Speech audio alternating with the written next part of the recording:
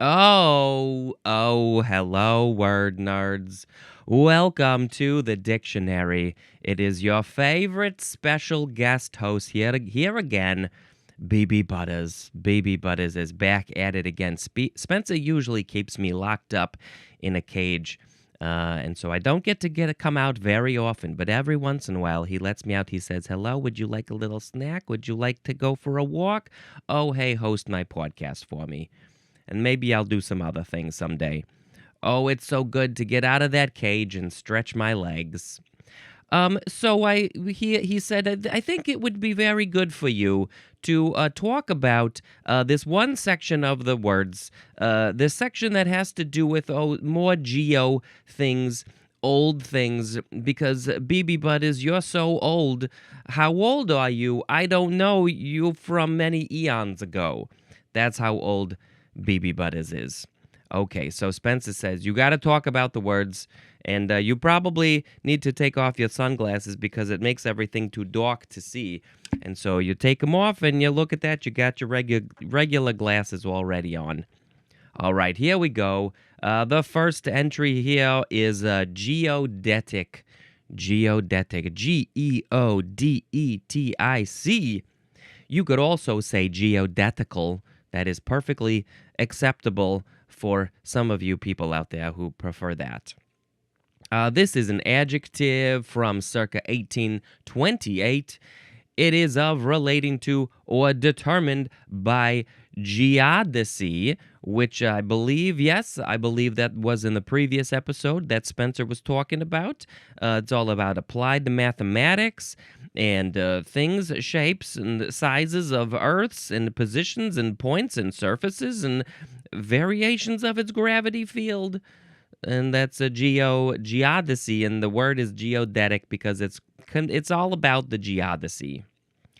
Let's see, the etymology for geodetic and geodesy it's from the word geodesy, after such pairs as heresy or heretic. Oh, like similar heresy. You get heretic from that, heretical from heresy. So similar ways to change up your letters.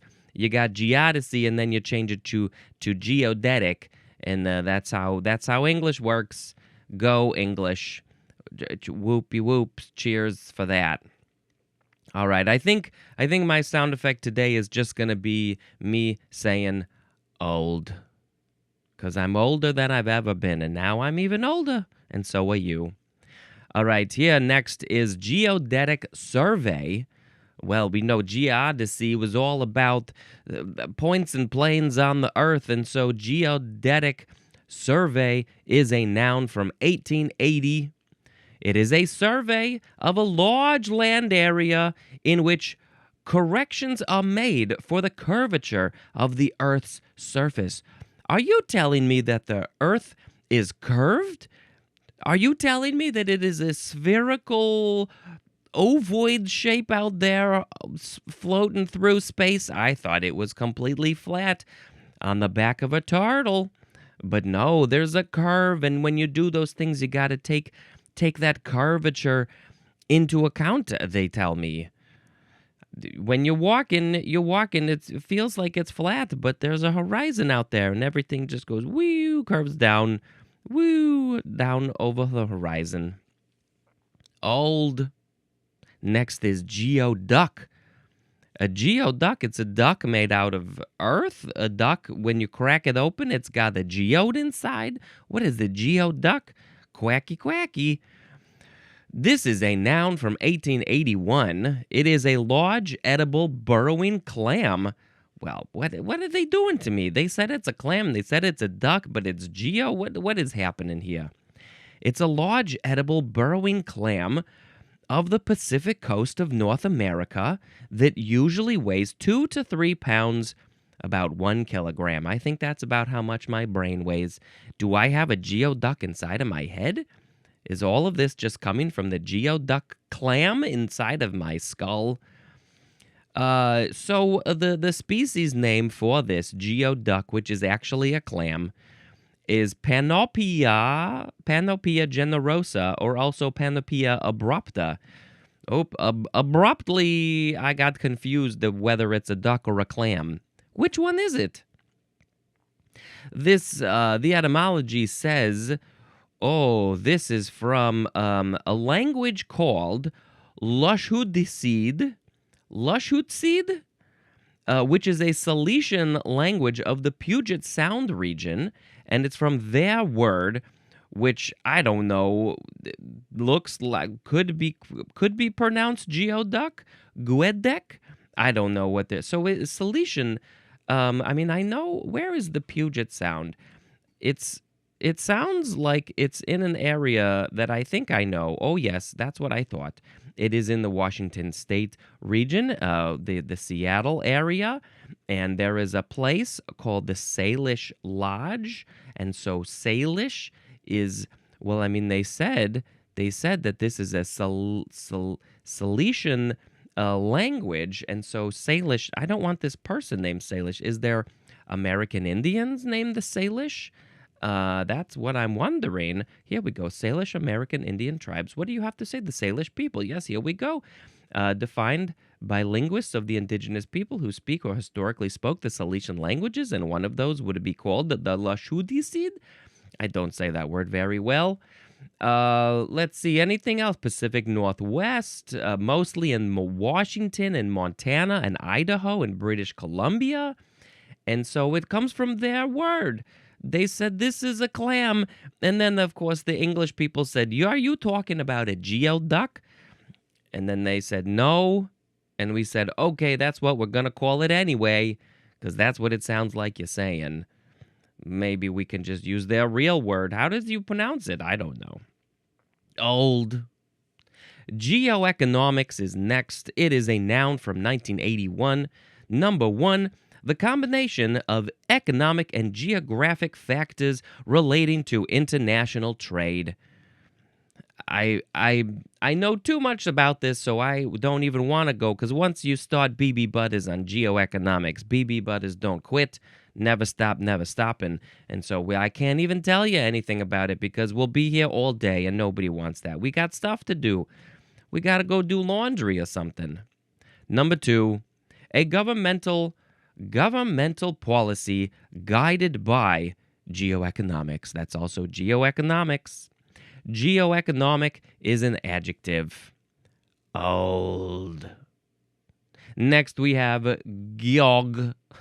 Geog. It's an abbreviation for geographic, or maybe also geographical, or maybe also geography. And look at that, we're about to talk about those words. Those words that are abbreviated to geog. Old. Now we have geographer. Geographer. Noun from 1542. This is a specialist in geography. What's geography, you might be asking? Well, I'm sorry, I can't tell you that right now. We got to hold off just for a few seconds, just for a little bit. Here we go, because we got to talk about a different word. Old. We got geographic or geographical. We've had a number of these words recently that could be ick or ickle. Ickle or ick? Which one is it? Ick or ickle, ickle, ickle, ickle, ickle, ickle.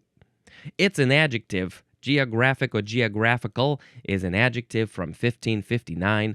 Number 1, of or relating to geography. And the person who's doing that, who is the person who's doing the geography? It's the geographer.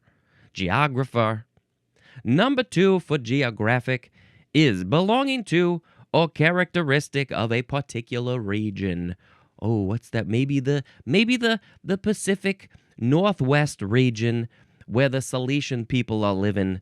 Maybe we're talking about that geographic area. Where do they live? They live in the geographic area of the Pacific Northwest of America. It's also the Pacific Southwest of the Canada. All right, anything else about this? Geographically is an adverb. Very good. Now, here we go to the word that's all related to these words, which is old. It's geography. Noun from the 15th century. Number 1, a science that deals with the description, distribution, and interaction of the diverse physical, biological, and cultural features of the Earth's surface. What's going on the Earth? That's geography. All of those different things.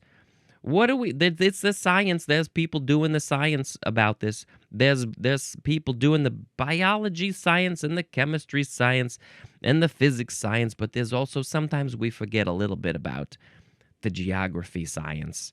Studying what's on the surface of the earth. We got deserts and we got mountains and we got waterfalls. Beautiful waterfalls out there. And I think that's it. I think that's all of them. I think we got it. Good for you, BB Butters. Number 2, the geographic features of an area. What are the geographic features in your area? Too many syllables to sing that song. What are the features in your area? What kind of features are those? They're geographic. Number 3. Wait, what are the geographic features of your area? Mine's flat. Number 3, a treatise or treatise on geography. What is that? A treatise on geography? Are you writing words about the geography of an area? What? I'm writing a treatise on geography. The geography is very beautiful here in this new place I am visiting. Thank you very much. Goodbye. Number 4A, a delineation or systematic arrangement of constituent elements. The synonym there is configuration. How are they all configured? You put them together. Delineation, systematic, all these things are working together in some ways. My fingers are doing geography with themselves. And then we got 4B. The synonym there is the number 1 definition for the word makeup. Makeup, like you make up a test?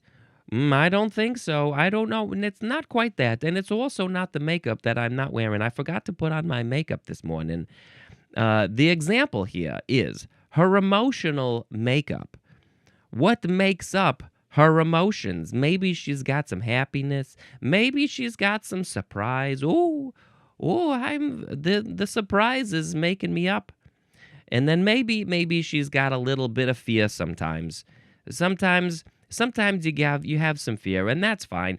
But there's no reason to have fear. I think you can just get rid of that one altogether. But it's all about how she's configured, all of her emotions who are making up who she is. And sometimes her emotions are like, maybe you should go to therapy. And then I say, yeah, that's probably a pretty good idea.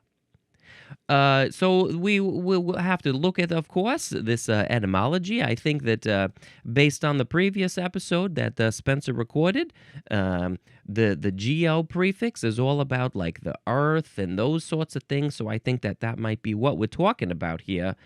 I'm just guessing.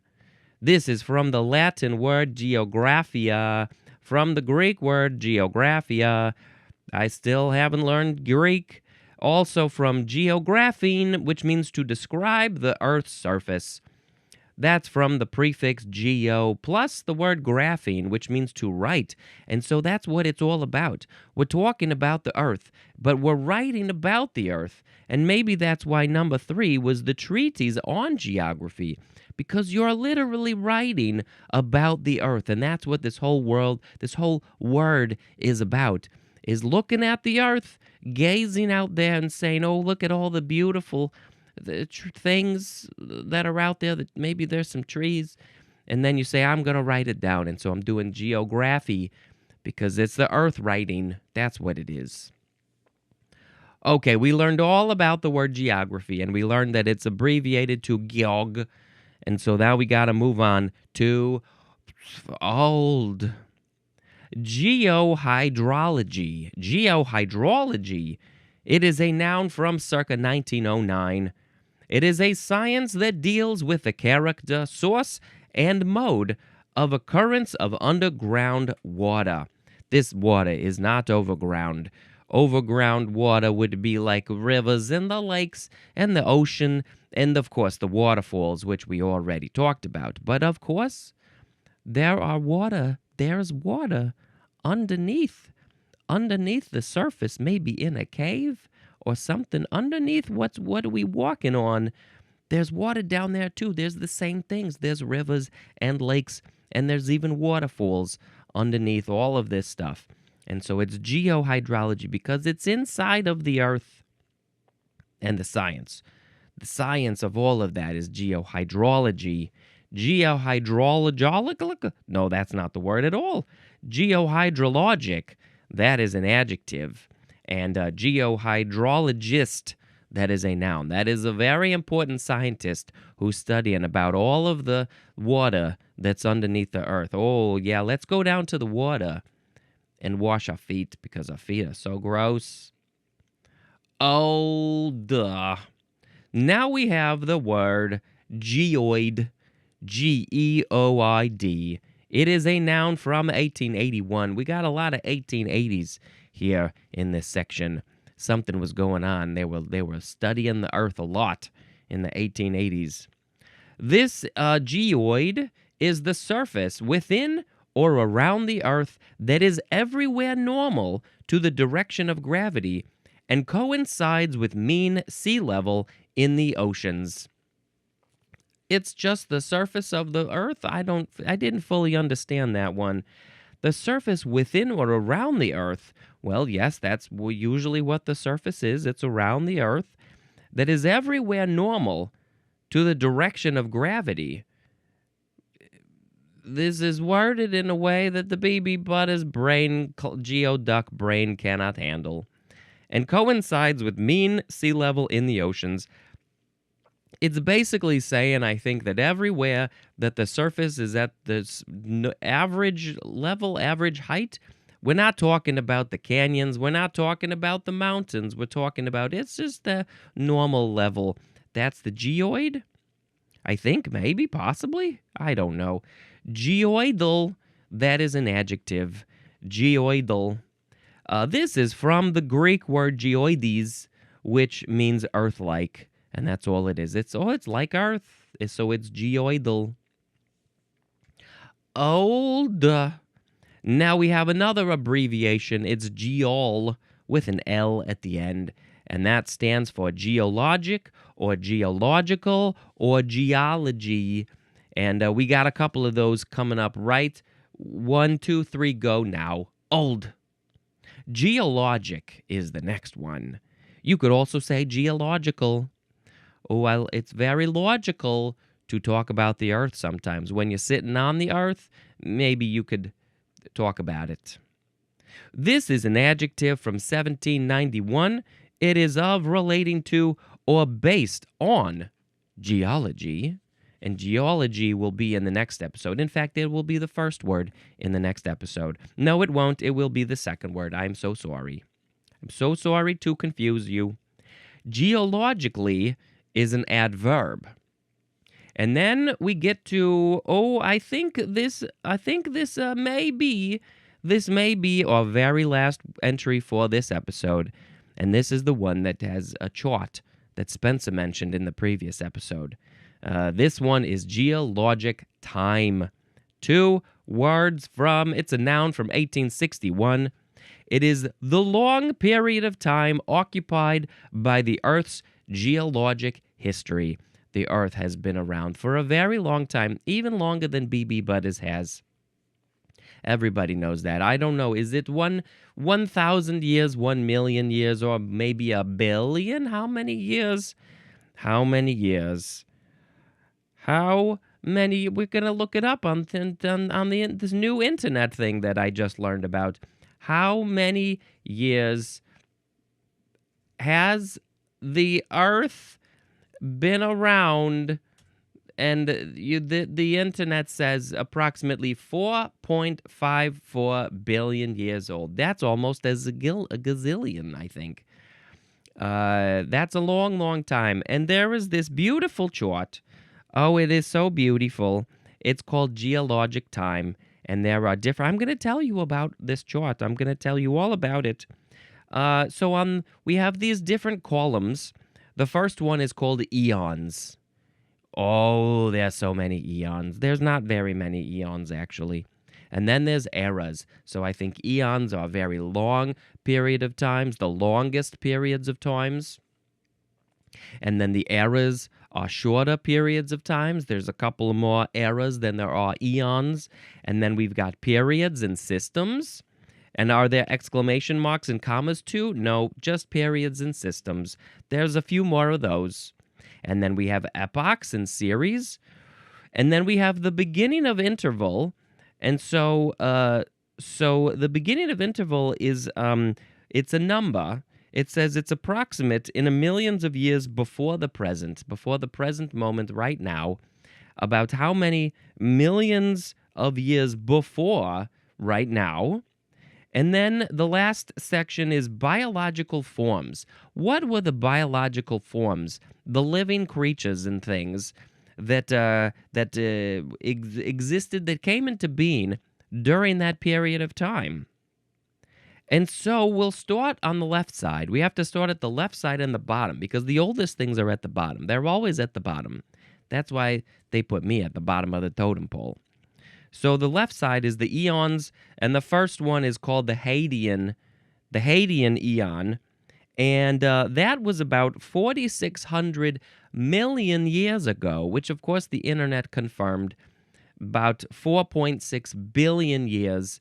And the internet was a little bit more specific. It said 4.54, so maybe the book could update it to say 4,540 million years ago. And the biological forms, there were none. Well, we don't know, actually. That's the thing, because it says no surviving fossils. Because this was the earliest time, when I remember this time very well. It was very lava-driven, lots of lava and hot things all around, and it was not a good place to live. My condo was constantly burning down from the lava squirting all over the place. Okay, and then we have the next eon, and that one is called the Archean, Archean. That one, the beginning of that interval was 3,800 million years ago. So there was about, what is that, 1,200? No, 800 million years was for the Hadean. And then the Archean, I will tell you, is another 1,300 million years. 1.3 billion. That's how long it lasted. The biological forms on this one are the earliest surviving microfossils of primitive single-celled organisms, the ones that are the tiniest little things that you ever did see. They're so cute. They got little hairs. They go squiggly, squiggly. That's what they do. And we have fossils of those things. Very old. 38 up to 3.8 billion years old. Let's look up oldest fossil ever found. Thank you for the pre-fill. Oh, yes, the oldest undisputed fossils are 3.48 billion year old stromatolites. They are discovered in the Pilbara region of Western Australia, representing early bacterial life, while some studies suggest 3.7 to 3.8 billion year old chemical traces in Greenland are older. These claims are still debated in the scientific community. It's very old. Okay, now we have the next eon, which is the Proterozoic eon. But now we have the word for era, and I missed this before, but all three of those eons are all part of the Precambrian or Precambrian era. So in this context, that era is longer than the eon. And the beginning of this Proterozoic eon is 2.5 billion years ago, 2,500 million years ago. That was the beginning of it. This one looks like this one lasts about 2 billion years old. 2 billion years was the time range for that one.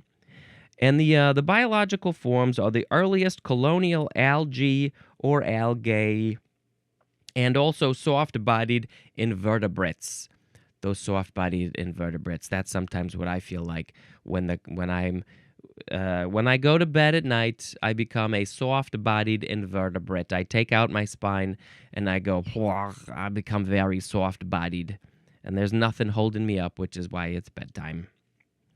Okay, and then we get into a new section. Then we get into the eon, which it looks like we're still in this eon. And that is the Phanerozoic eon. It goes all the way from the top to almost the bottom. The rest of the show is going to be all about the Phanerozoic eon. But the era, we have a new era. It's the Paleozoic era. And this Paleozoic era, is from about 544 million years ago to about 249 or 248 million years ago. That's about 300 million years. But then this section is broken up into a few periods and systems. First, we have the Cambrian period or system that started 544 million years ago. And this one has the earliest fish, not the latest fish.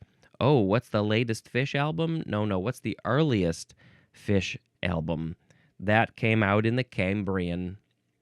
And then we have the next period or system, which is the Ordovician, was spelled with an O, the Ordovician. That was from about 505 million years ago. And that one has the earliest corals. And now the corals are dying because humans are doing some very stupid things.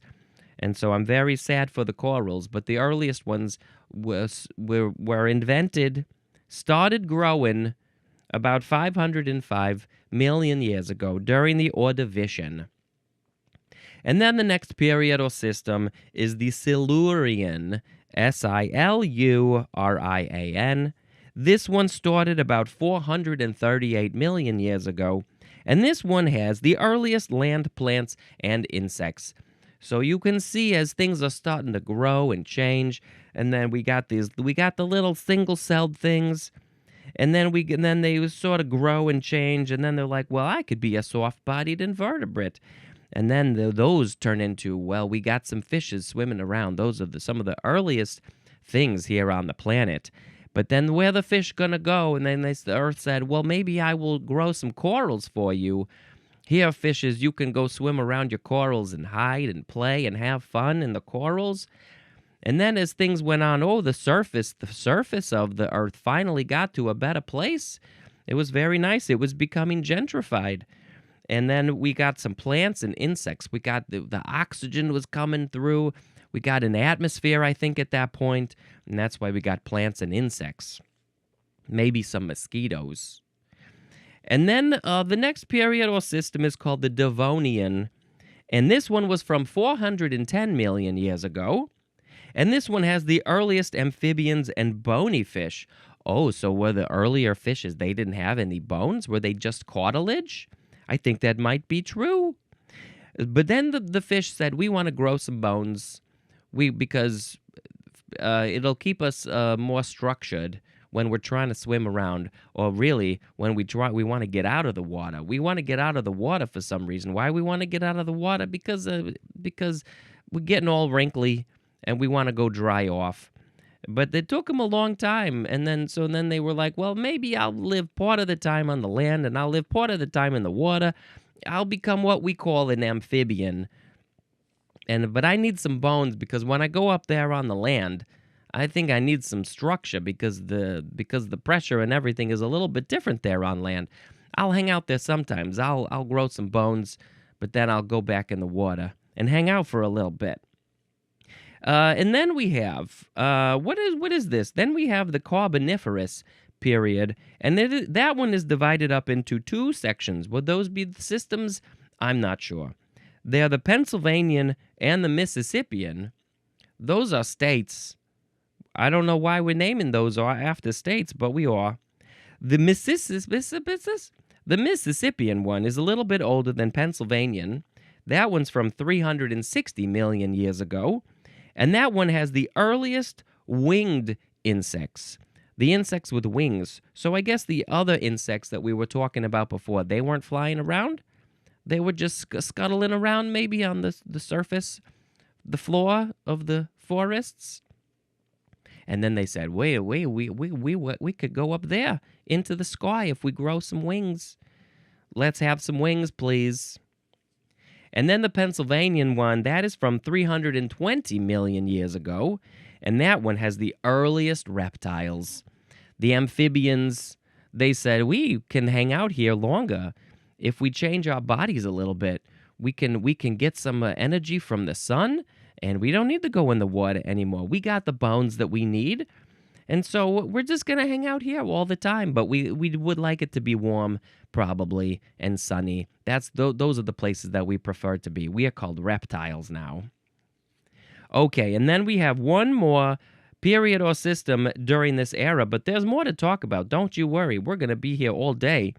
The next one is the Permian period. It's the last one of the Paleozoic era, and that's from 286 million years ago. And it doesn't say anything about biological forms, so I guess there wasn't anything new that came about at that time.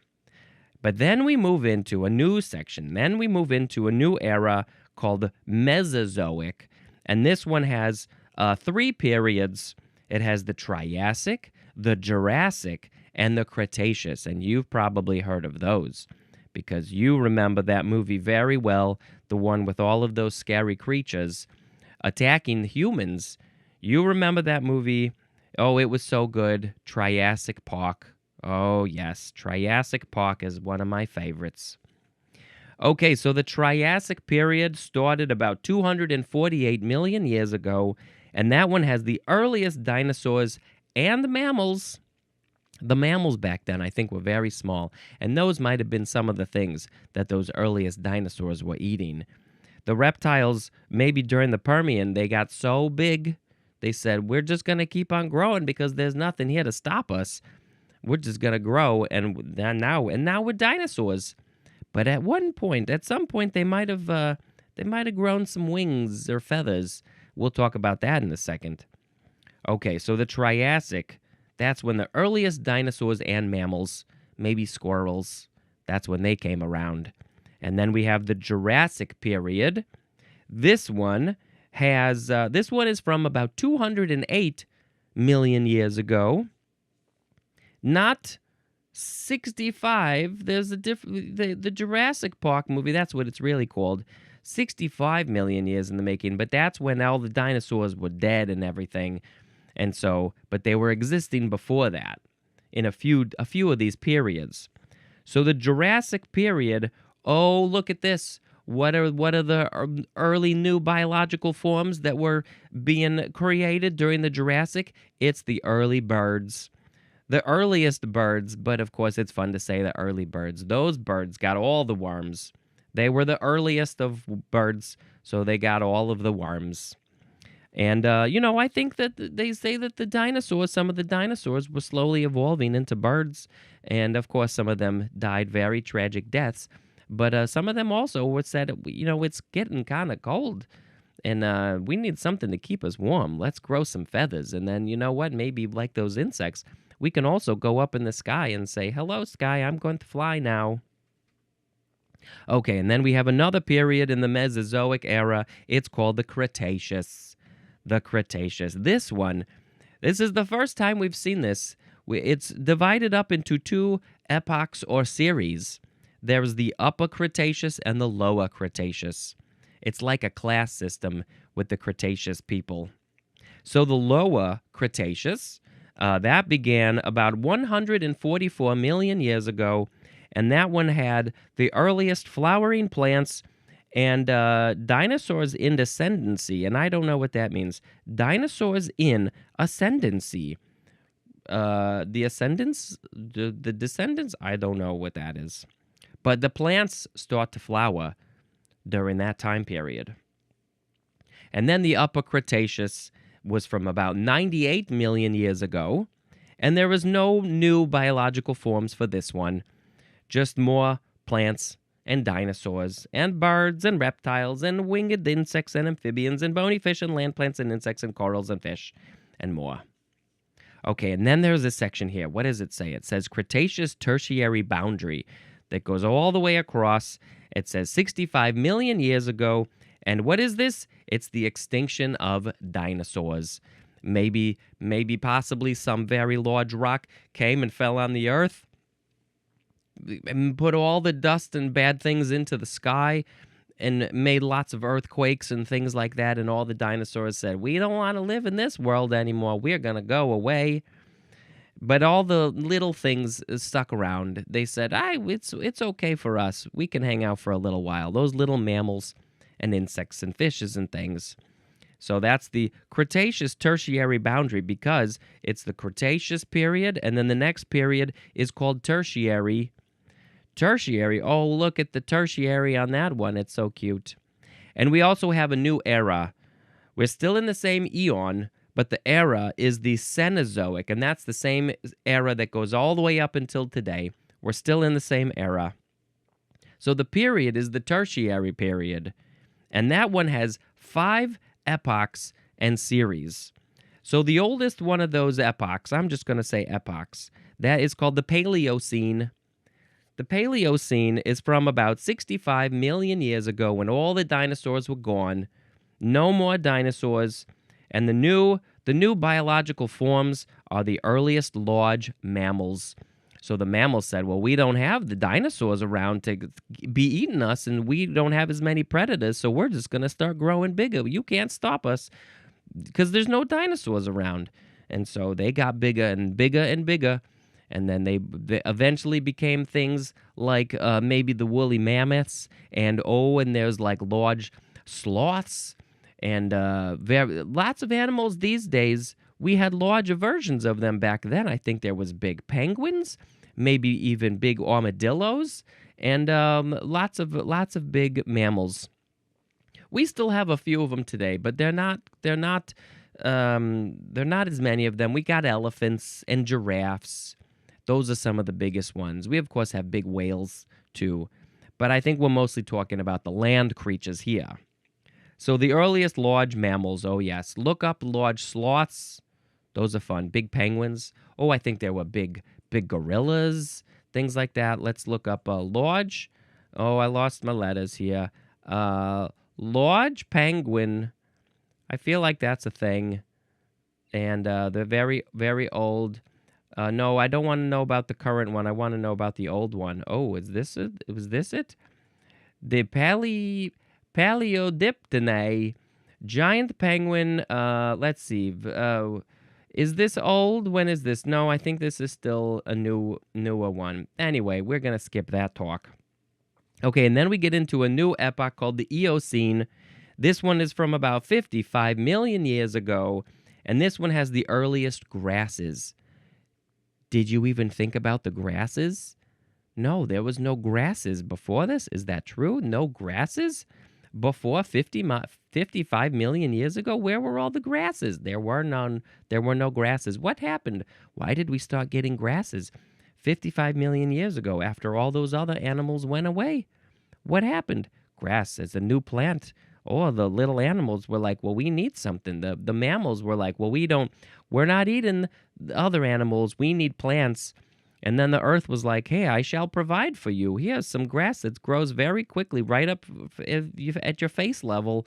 Here's some food for you. You'll eat an area, you go walk to another area, eat over there, you come back a few days later, this one's got more grasses for you.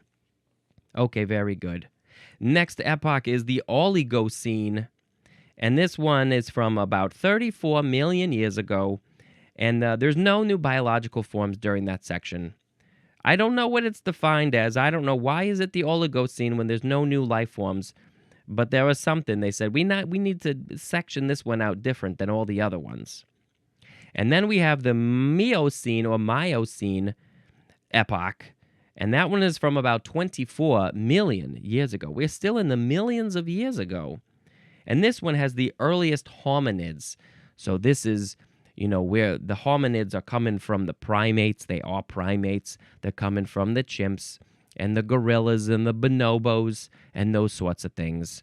And the earliest forms, these are our direct ancestors, us humans. And then we have the Pleo or Pliocene. That's the next epoch. And that one is from about 5 million years ago. That's not very long in the calendar of the whole Earth. Only 5 million years ago. There are no new biological forms during the Pliocene. But then we move into our last period, which is the Quaternary. Quaternary looks like it's talking about number 4, and then the Tertiary looks like it's talking about number 3. And I don't know if there was a number 2 anywhere or a number 1, but for whatever reason, we're in the Quaternary period, which is still part of the Cenozoic area, which is still part of the Phanerozoic eon.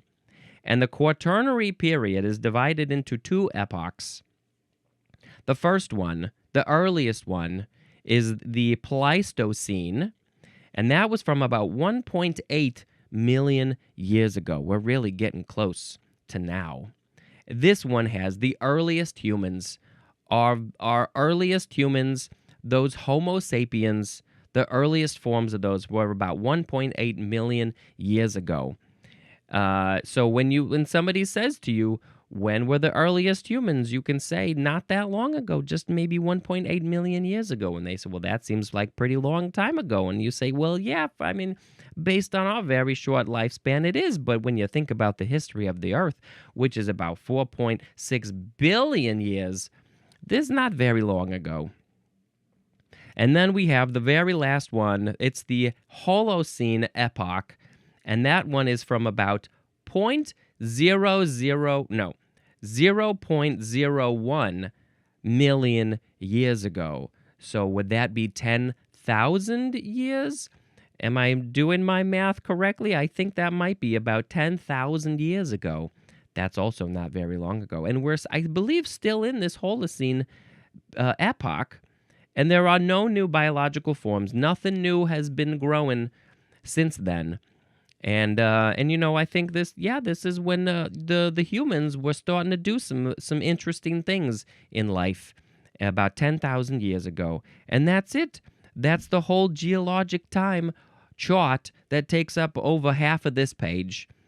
If you have reached this far, I'm so grateful for you, for your support, for listening to me talk about all this stuff. But it's very important to know because you will be tested on it later. Okay, I must pick a word of the episode because that is how this show goes.